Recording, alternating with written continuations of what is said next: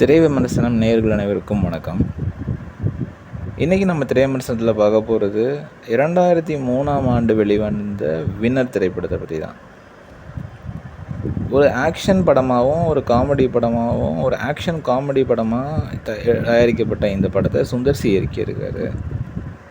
Prashanth, Kiran Rathore, Vadivelu, Vijayakumar, MN Nambiar, Riyaz Khan போன்றவங்க முக்கியமான கதாபாத்திரத்தில் நடிச்சிருக்காங்க. ஒரு படத்தோட வெற்றி அப்படின்னு பார்த்தீங்க அப்படின்னா அதுக்கு மிக முக்கியமான காரணம் அப்படின்னு பல அம்சங்களை சொல்லலாம். ஒன்று கதையாக இருக்கலாம், திரைக்கதையாக இருக்கலாம், சண்டை காட்சிகளாக இருக்கலாம், நடனமாக இருக்கலாம். ஆனால் இது எல்லாத்தையும் ஒரு இயக்குனர் எப்படி ஒன்றா கொண்டு வர்றாரு அப்படின்றது தான் அந்த படத்துக்கான வெற்றி அமையும். பொதுவாக படம் அப்படின்னு பார்த்தீங்க அப்படின்னா அதில் கதாநாயகனாக நடிக்கக்கூடியவங்க சுமார் ஒரு 50-70% காட்சிகளில் இடம்பெறுவாங்க. அவர்களுக்கு உதவி செய்வதற்கு கதாநாயகிகளாக இருக்கலாம், நகைச்சுவை கதாபாத்திரங்களில் வரவங்க துணை நடிகர்களாக இருக்கலாம். அதுவே கதாநாயகிகளை மையப்படுத்தின படமாக இருந்துச்சு அப்படின்னா அதுவே ரோல் ரிவர்ஸில் நடக்கும். அந்த கதாநாயகிகள் 50-70% படத்தில் இருப்பாங்க, மீதி துணை நடிகர்கள் அதிக இடத்துல இருக்கலாம். ஆனால் சுந்தர் சி அவர்கள் ஒரு புது முயற்சியாக இந்த படத்தில் என்ன பண்ணியிருக்காரு அப்படின்னு பார்த்தீங்கன்னா, நகைச்சுவை நடிகரான வடிவேல் அவர்கள் கதாநாயகனுக்கு நிகராக, இன்னும் சொல்லணும் அப்படின்னா கதாநாயகனான பிரசாந்தை விட அதிகப்படியான நேரங்களில் படங்களில் இந்த படத்தில் இருந்த மாதிரி காட்சி அமைப்பு படுத்தியிருப்பாங்க. இது சாத்தியமா, இது சக்ஸஸ்ஃபுல்லாக வருமா அப்படின்ற ஒரு கேள்வியோடு கூட இந்த படம் வந்துட்டு இருந்திருக்கலாம். பெரும் பொருட்செலவில் இந்த படத்தை எடுக்கலை அப்படின்னாலும் சில படங்கள் ஸ்லீப்பர் ஹிட் ஆகிறதுக்கான வாய்ப்புகள் இருக்குது. பட் இந்த படம் வந்து ஒரு எவர்கிரீன் சூப்பர் ஹிட் அப்படின்றதையும் சொல்கிறதையும் தாண்டி இன்னும் ஒரு 50-60 ஆண்டு காலங்கள் அப்புறமா கழித்து பார்த்தோம் அப்படின்னா கூட இந்த படத்தினுடைய தாக்கம் எப்போவுமே இருந்துகிட்டே தான் இருக்கும் அப்படின்னு சொல்லலாம்.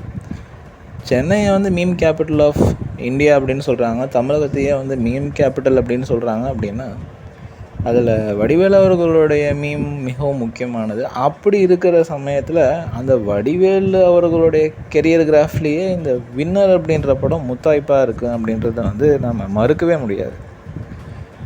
உதாரணத்துக்கு சொல்லணும் அப்படின்னா வருத்தப்படாத வாலிபர் சங்கத்தை எடுத்துக்கோங்களேன். வருத்தப்படாத வாலிபர் சங்கம் அப்படின்ற அந்த ஒரு சித்திரத்தில் வரக்கூடிய ஒரு வார்த்தை, ஒரு சங்கமானது பிற்காலத்தில் ஒரு படத்தோட டைட்டிலாக மாறிச்சு. இன்னும் சொல்லணும் அப்படின்னா அது வந்து ஒரு கல்ட்டு ஸ்டேட்டஸ் பெறக்கூடிய நிலைமைக்கு அது கொண்டு போயிருக்காங்க. அப்படின்னா நிச்சயமாக பாராட்டுகள் வந்து இயக்குனருக்கும் அந்த படத்தில் நடித்த நடிகருக்கும், அதை தவிர்த்து அந்த ஸ்கிரிப்ட் எழுதினவங்களுக்கு தான் அப்படின்னு நான் சொல்லுவேன். கைப்புள்ள அப்படின்றப்ப என்னடா இந்த ஒரு பேர் கைப்புள்ள, ஒரு கைக்குள்ளே இருக்கக்கூடிய ஒரு பிள்ளையா இல்லை கை அளவே இருக்கக்கூடிய ஒரு பிள்ளையான்ற சில கேள்விகள் நமக்குள்ளே வரலாம். ஆனால் இன்றைக்கி கைப்புள்ள அப்படின்னாலே வடிவேல் அந்த பச்சை சட்டையை போட்டுட்டு அந்த ட்ரைசைக்கிளில் வர்றது வந்து யாராலையுமே மறுக்க முடியாது. பிரசாந்த் அவர்களும் இந்த படத்தில் மிகவும் ஒரு அழகான ஒரு தோற்றத்தில் நடிச்சிருப்பார். ஏன்னா 2003 காலகட்டம் வந்து 2001-2002 அந்த நேரத்துலலாம் பிரசாந்த் உச்சத்தில் இருந்த நேரம். உண்மையாகவே உச்சத்தில் இருந்த ஒரு நடிகர் சக ஸ்க்ரீன் ஸ்பேஸை வந்து இன்னொரு நடிகரோட பகிர்ந்துக்கக்கூடிய அந்த பெருந்தன்மை வந்து நம்ம பிரசாந்த் கிட்ட பார்க்க முடிஞ்சிருந்துச்சு.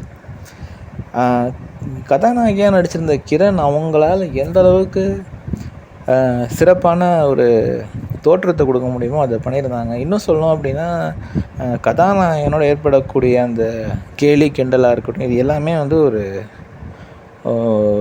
ஃபேமிலி ஆடியன்ஸோடு சேர்ந்து காதலர்களாகவும் போய் இந்த படத்தை பார்க்கலாம் அப்படின்ற அளவுக்கு ஒரு எதிர்பார்ப்பை ஏற்படுத்தியிருந்துச்சு அப்படின்னு தான் நம்ம சொல்லணும். இதை தவிர்த்து நம்மளுடைய பழம்பெரும் முதுபெரும் மதிப்புமிக்க நடிகர் எம்என் நம்பியார் அவர்கள், எம்என் ராஜமாமா இவங்கெல்லாமும் நடிச்சிருந்தது வந்து ஒரு மரியாதைக்குரிய விஷயம். அதுவும் சிறப்பாக நடிச்சிருந்திருப்பாங்க. அதுதான் வந்து இதோட அழகே. ரியாஸ் கான் ஒரு ஹீரோவா வில்லனா அப்படின்னே புரியாத அளவுக்கு நம்மளை முதல் பாதியில் கடத்திட்டு போயிருப்பார் இயக்குனர். ரொம்ப அருமையாக பண்ணியிருப்பாங்க. அதுவும் கட்டதுரை அப்படின்றது வந்து கட்டதுரைக்கு கட்டஞ்செரியில் அப்படின்றது ஒரு டெம்ப்ளேட்டாகவே மாந்துடுற அளவுக்கு அந்த படத்தில் அவருடைய நடிப்பு மிகவும் பிரமாதமாக இருக்கும். இதில் நீங்கள் பிற தமிழ் படங்களில் பார்க்க முடியாத நிறைய விஷயங்களை நீங்கள் இதில் பார்க்கலாம். ஏன்னா எந்த தமிழ் படத்துலையாவது ஒரு வில்லனானவர் கதாநாயகனோட மோதுவார். ஆனால் இங்கே வில்லன் மோதுறதே வந்து ஒரு படத்தோட காமெடியன் கிட்ட. அந்த காமெடியனை காப்பாற்ற போகிற கதாநாயகன் வில்லனுக்கு எதிரியாக மாறுற மாதிரி ஒரு கதை வடிவமைப்பு. அது மிகவும் நேர்த்தியான புதுமையானதாக இருந்துச்சு. ஏன் அப்படின்னா காமெடி சீன் தானே அப்படின்னு பார்க்க ஆரம்பித்தவங்களுக்கு அந்த காமெடி சீன் முடிஞ்சதுக்கப்புறமா தான் கதையோட ஓட்டத்துக்குள்ளேயே நம்ம என்ட்ரியாக போகிறோம் அப்படின்ற ஒரு அருமையான ட்விஸ்ட்டை கொடுத்துருப்பார் இயக்குனர்.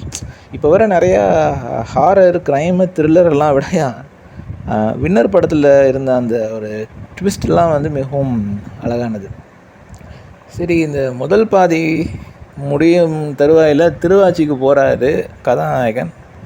அப்போ சென்னைக்கு போகிறது கதாநாயகன் அப்படின்னு நினச்சிட்டு நம்ம வடிவேலு அவர்கள், அதாவது கைப்புள்ள நானும் கூட வரேன்னு சொல்லி திருவாச்சியில் போய் மாட்டிக்கிறாரு. இது வந்து ஒரு டெலிபரேட்டான அட்டெம்ப்ட் தான். அதாவது செகண்ட் ஹாஃபு ஃபுல் கியரில் ஒரு ஆக்ஷன் சீக்வென்ஸ் நிறைந்ததாக அமையப்போகுது அப்படின்னு இயக்குனருக்கு தெரியும். இருந்தாலும் ஒரு வடிவேலோட கைப்புள்ள கேரக்டரை கைவிடுறதா இல்லை. எப்படியாவது இதை நம்ம கொண்டு போகிறோம் கடைசி வரைக்கும் அப்படின்ற அந்த ஒரு பெரும் முயற்சியில் ஈடுபட்டிருக்காரு. அந்த முயற்சி தோல்வி பெறுமா வெற்றி பெறுமான்ற சந்தேகம் இருந்துச்சா இல்லையா அப்படின்னு தெரியல. ஆனால் அது ஒரு மாபெரும் வெற்றியாக அமையும் அப்படின்றது வந்து இயக்குனருக்கே அந்த சமயத்தில் புரிஞ்சிருக்குமா அப்படின்னு தெரியல. பட் அந்த ஆக்ஷன் சீக்வன்சஸில் முக்கியமாக கிளைமேக்ஸ் காட்சிகளில் பிரசாந்தும் கிரணும் ஓடுற நேரத்தில் ஒரு பக்கம் வடிவேல் ஓடுறது, வடிவேல் எஸ்கேப் ஆகிறதுன்றதெல்லாம் வந்து வடிவேல் அவர்கள் டைரக்ஷன்ஸ் கொடுக்குறது கூட இருக்கிறதுன்றதெல்லாம் வந்து மிகவும் ஒரு ரசிக்கும் தன்மையான ஒரு செயல் தான்.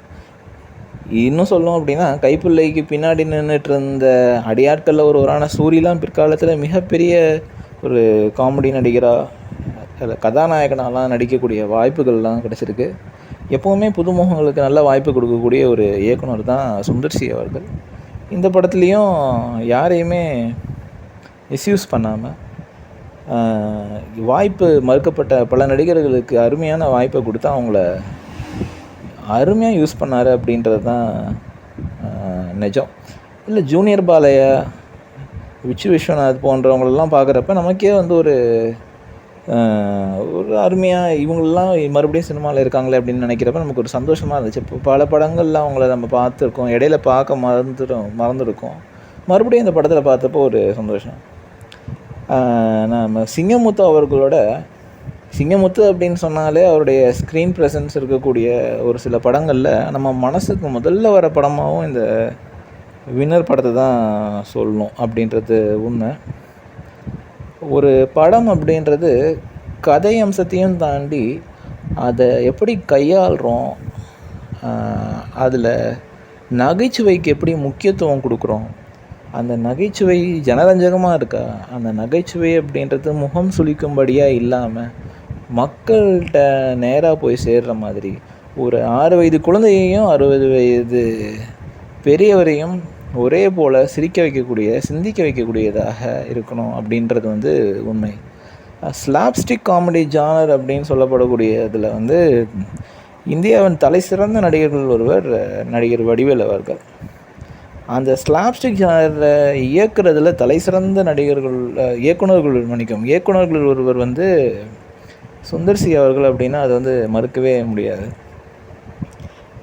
அப்படிப்பட்ட ஒரு அருமையான காம்பினேஷனில் பொதுவாகவே வடிவேலு அப்படின்னாலே வடிவேலு அர்ஜுன் நம்ம எல்லாருக்குமே நல்லா தெரியும், வடிவேலு பார்த்திபன் நம்ம எல்லாருக்குமே நல்லா தெரியும். இந்த காம்போலாம் பல முறை நம்ம பார்த்துருக்கோம், பல முறை மிகவும் அருமையாக ஒர்க் அவுட் ஆகிருக்கு.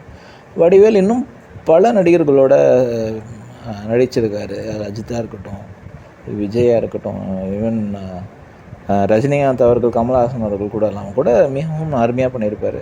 ஆனால் பிரசாந்த் கூட ஒரு காம்போ எப்படி இருக்கும் அப்படின்னு எதிர்பார்த்த பலருக்கும் வந்து முன்னாடி சில படங்கள் கூட நடிச்சிருந்தா கூட வின்னர் வந்து ஒரு மைல்கல்லாக அமையுமா அப்படின்ற ஒரு கேள்வியோடு இருந்த எல்லாருக்குமே மார்ச் 17 2003 வந்து ஒரு விடை கிடச்சிருக்கும் அப்படின்னு தான் நம்ம சொல்லணும். இப்போ வரைக்கும் தொலைக்காட்சியில் வின்னர் படம் போட்டால் குடும்பத்தோடு உட்காந்து சாப்பிட்டுக்கிட்டே படம் பார்க்குற ஒரு சூழ்நிலை இருக்குது அப்படின்னா அதுக்கு காரணம் அந்த படத்துடைய மிகவும் நேர்த்தியான வடிவமைப்பு. இறுதியாக ஒன்று சொல்லணும் அப்படின்னா, ஒரு காமெடி படம், இன்னும் சொல்லணும் அப்படின்னா இது முழுநீள காமெடி படம் கூட கிடையாது, இது ஒரு ஆக்ஷன் காமெடி அப்படின்னுன்ற ஜானருக்குள்ளே தான் இது வரும். பட் அப்படி இருந்தாலும் பல காமெடி படங்களை தூக்கி சாப்பிட்ற அளவுக்கு ஒரு தலை சிறந்த நகைச்சுவை படமாக இதை அமைச்ச இயக்குனர் சுந்தர்சி அவர்களுக்கும், அதில் நடித்த வடிவேலு அவர்கள், பிரசாந்த் அவர்கள் மற்றும் பிறர் இவங்க எல்லாருக்கும் வந்து ஹேட்ஸ் ஆஃப் சொல்லி தான் ஆகணும். காரணம் என்ன அப்படின்னா, இதனுடைய அழகு அப்படி. இதை நம்ம பற்றி பேசுகிறப்ப இதை எழுதின பூபதி பாண்டியன் அவர்களையும் நம்ம மறந்துட முடியாது. அவர்களுடைய அந்த வசனங்களாக இருக்கட்டும், அவருடைய கதை அம்சமாக இருக்கட்டும், எல்லாமே பொருந்தி இருந்துச்சு அப்படின்னு தான் சொல்லணும். இப்படிப்பட்ட படங்களில் முன்னாடி வந்துச்சு அப்படின்னு நம்ம இதை பாராட்டுற அதே சமயத்தில் இதே போல் மக்களை மகிழ்விக்கக்கூடிய தலை சிறந்த காமெடி ஃபிலிம்ஸ், ஆக்ஷன் காமெடி படங்கள் இன்னமும் தமிழ் சினிமாவில் அதிகமாக வர வேண்டும் என்ற நம் அனைவருடைய ஒட்டுமொத்தமான ஆசையை இந்த திரை விமர்சனத்தில் பதிவிட்டு, வின்னர் படம் உண்மையாகவே ஒரு வின்னர் என்று கூறி விடைபெறுகிறோம். நன்றி, வணக்கம்.